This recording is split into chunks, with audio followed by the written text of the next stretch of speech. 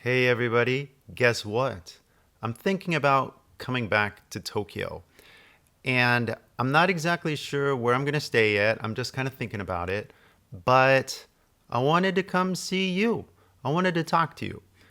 I wanted to have a conversation with you. And I've imagined various ways we can have this conversation. We could have this conversation online, or we can have this conversation face to face. I mean, it's your pick.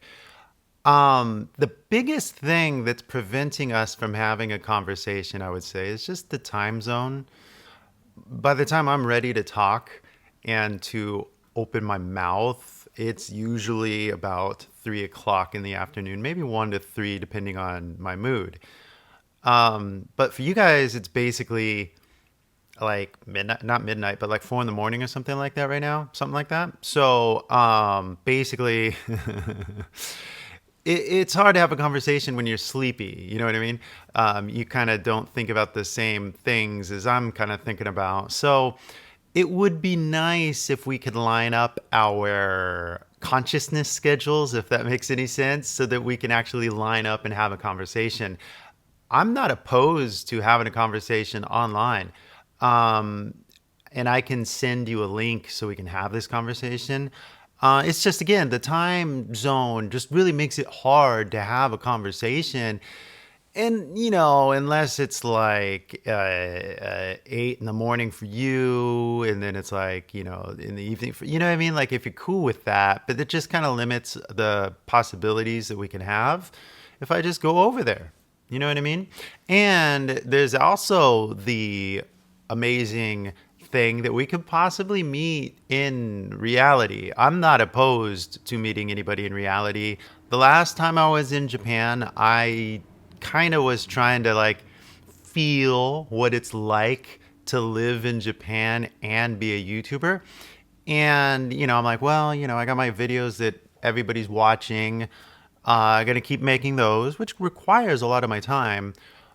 But it would be fun to actually talk to some of you guys every once in a while. I mean, it's actually very fun to talk to you guys every day, but we got to kind of, in my case, I would like to keep things very official here.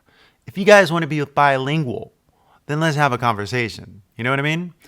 Pretty simple. But if it's like, oh, you don't want to be bilingual, well, let's just be normal then. And I'm not opposed to even just being normal with anybody either. But, for the purposes of this conversation, what we are talking about is how you're going to become bilingual. So it really would help if I could just kind of like a doctor. I was thinking about like doing some sort of like pronunciation clinic, like of like the doctor or something like that. I'm like, okay, let's start with your vowels. All right. And then I just go through a checklist and go, yeah, you're a little weak on that O to ah. You know what I mean? Like there's common symptoms and like reoccurring patterns. So I could go through and be like, okay, let's check out your consonants, right? Like check, check, check, check. Okay, said all those. All right. So you don't got problems there, but let's I could literally diagnose your level of English precisely to exactly where it is right now. And if you want to improve, you need to know exactly where those weaknesses are so you know what to fix, right? And so this analogy applies for everything. I just recently applied it to my grand video. In fact, you guys could click a link somewhere. Here, watch this. I clapped because that was very important. I want everybody to basically take a look at the video I just made. And I had to basically look at the feedback because I actually released another video and I looked at the feedback. I was like, oh my God, the intro, nobody's watching the intro. And I thought the intro was kind of genius. I kind of set everything up with like, what sound does this make? All right. And so, but nobody watched the intro. Nobody was into it. And it's like, oh, here I am thinking that I'm saying the most wisest and most accurate truthful thing on the planet, right? Like the most mind-blowing thing that one could possibly think about in terms of the English language is to think that as an expert of English, you don't even know the molecules in which it's made. You know what I mean? It's like, imagine you're a chemistry teacher, but you don't know the difference between hydrogen and I don't know, oxygen. Because hell if I know the difference, right? Like I know I could see the chart. I know there's differences with like protons and electrons, right? But like, I'm not like an expert in like physics, right? You know what I mean? Like I'm just kind of like a layman. Now, if you're a layman to English, I could see why you don't know certain things. It's like, oh yeah, I don't study English. How am I supposed to know what a preposition clause is or something like that? The Oxford comma. Like I don't study English, right? But it's like, okay, but if you are into language, let's just assume that you are and you really like it. Wouldn't you think it would be very crucial to know what the precise elements of what language is made out of? You know what I mean? Like everybody thinks like when they're studying and grasping a language that they're looking at these letters and stuff, and it's like no.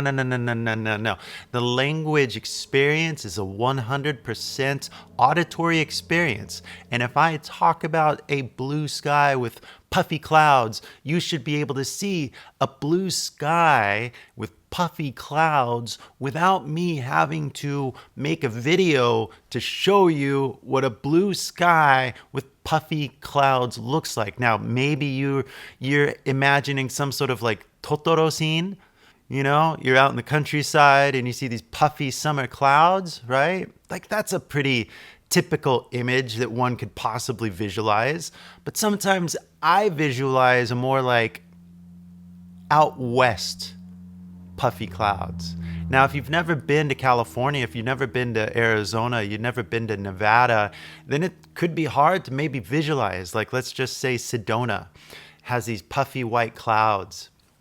But in Sedona, you see these kind of red mountains. Now, again, everything I'm saying, I can visualize because I've seen it, been there, saw it with my own eyes. But as I convey this information to you, language contains visual information that your brain then interprets and begins to visualize. So think about this. Visual information is being encrypted in sound. So really, if you really want to get into language like I am, I dropped out of grad school. I was going to do a thing with teaching English as a second language. I was going to get a master's degree, guys, okay?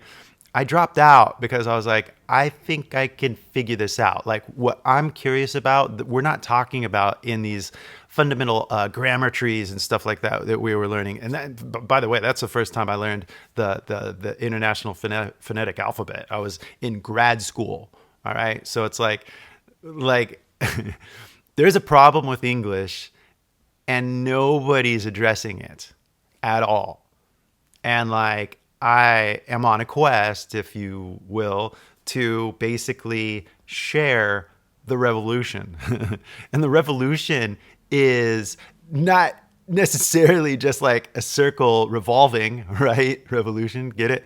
But basically it's about shifting the revolution, your mind, because your mind is the revolution happening in real time as you realize things, okay? So as you realize that, oh, okay, there's this transformation happening inside of my brain. Now, all of a sudden, the thoughts that I'm thinking are now in another language, but the essence of what I'm thinking is absolutely the same. All right, so if I talk about Tokyo and you guys know what Shimokitazawa is, then you and I can visualize that together without me having to show a picture of Shimokitazawa because you already can see the south exit, right? If you've been to Shimokitazawa, you could see the south exit, you could see that shopping street. And I'm not even speaking Japanese. You can see this even if I'm speaking English. We can share this vision together if you just take a second to visualize it, right? Because the north exit of Shimokitazawa has changed drastically recently. Am I right? Because the last time I was there, I was like, oh my gosh, things have changed. Do you see what I see? Because if you see what I saw, then we're actually sharing the vision. You know what I mean? Do you see what I'm saying? That we're really talking about language here, and the dialing in, the focusing, and the concentration that it takes to stay speaking English for me is like breathing air, like a fish in water. I cannot help but to continually think in English all day long. However, I can flip a switch and I can start speaking Japanese if you want me to. But the purpose of this podcast is to get your English a little better. Maybe if we meet, I will speak Japanese with you just to make sure we're on the same page. You know what I mean? Like, I can do that, right? But the goal when we meet is that we're going to speak English to each other, and we're going to just talk, and we're going to try to be normal. But I think it would be cool because, like, if we talk, we have a normal conversation. I think it would be totally cool to do some sort of like clinic with anybody that's interested to really take your English to the next level. You know what I mean? It's not hard and it's not embarrassing. That is one thing that like just blows my fucking mind when I see some of the comments, and it's just like, dude, you're not even speaking English. You know what I mean? Like, I'm talking to people who want to become bilingual. That's it. This channel is 100% focused on getting people to become bilingual in English. Now, there's so many different things I could be doing, right? I could be talking to so many different people about elevating consciousness, but I want you guys to understand this conversation. I don't want to have to translate this consciousness awakening as I'm hearing it happen in English, right? I'm hearing so many things in English right now. I'm like, oh my God, consciousness is like literally shifting and expanding, and there's all these cool things to actually talk about. I just don't want to have to like say it once and then say it again. You know what I mean? Like, there's conversations happening in English right now that are just really amazing if you really think about it. But for me to like translate it and just tell you what's happening, wouldn't it be better for you to actually get involved with the conversation and start reading news articles in English? Wouldn't it be more beneficial if you start watching news in English, from like a more global perspective? Now, of course, like if I just talk because like, oh, I read the like New York Times, right? It's like, okay, it's not just the New York Times, like especially when you're thinking in English, right? There's like levels of credibility to what sources you use. I'm not going to have that conversation right now because that's not the conversation we're having. The conversation is that basically we want to speak English, and you could just access any information from multiple sources, right? And you get this kind of like you kind of like triangulate what reality is based on multiple sources, right? The multiple sources being something like, the Times. Maybe you read a little bit of the Japan Times, right? The New York Times. Maybe you read a little bit of the Guardian, right? British thing I see sometimes. And maybe you see some Al Jazeera. I haven't seen that recently. I used to watch some of it just to, again, like you're getting perspective. You don't believe that one of them is going to be truer than the other one, right? You're just like getting a bunch of different like people to talk to, right? And then you just listen to the story.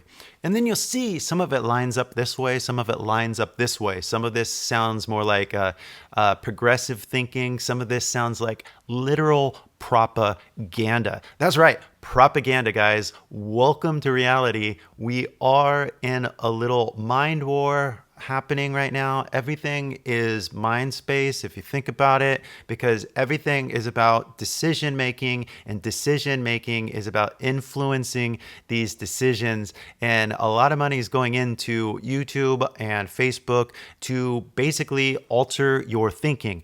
This is kind of like proven ever since the Analytica thing that happened in, I think, 2016, where that company had data, Facebook data, and they were able to basically super hyper target specific neighborhoods in the voting districts that were like 50-50 on which candidate they were going to vote for. They just had data.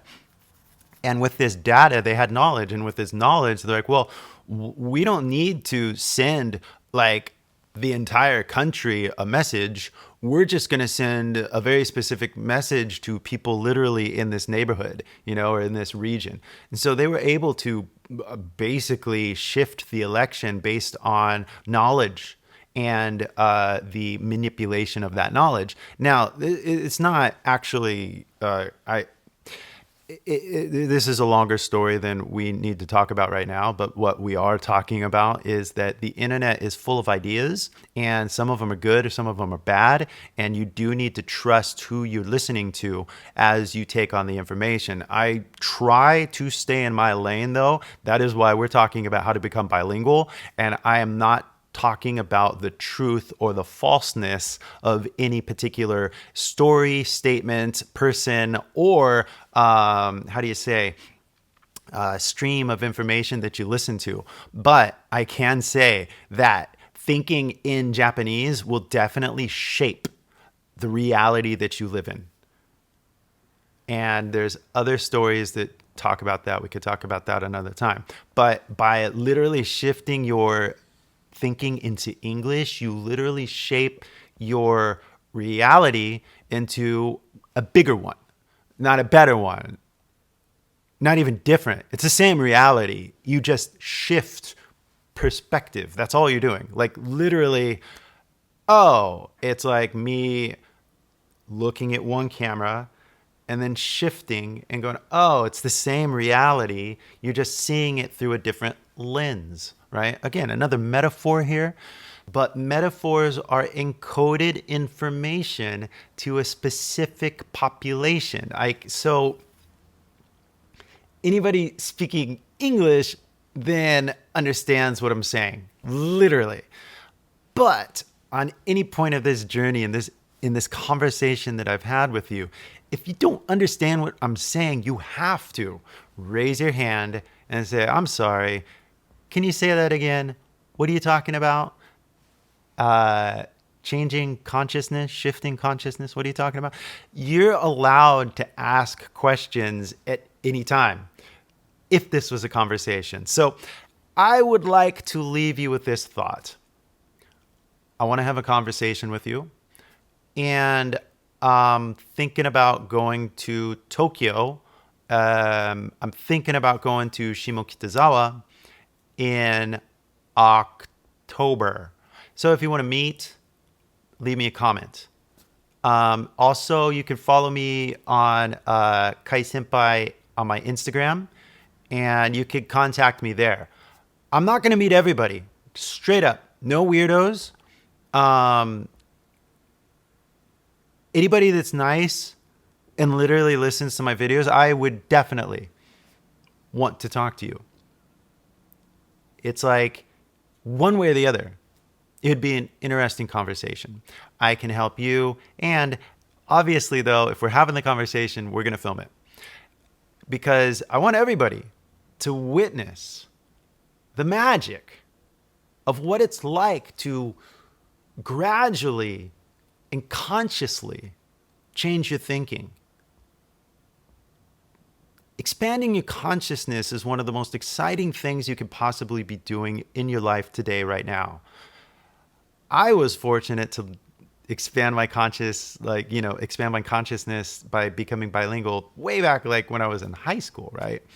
And ever since then, I never made decisions like anybody I knew, because they continued to be monolingual. I left my hometown, became bilingual, and came back a new man with a better, broader, more wiser way of thinking. And then I talked to my fellow friends and family members and, people in my neighborhood, people from like the church, for example. And I was like, oh my God, you guys are living in a bubble.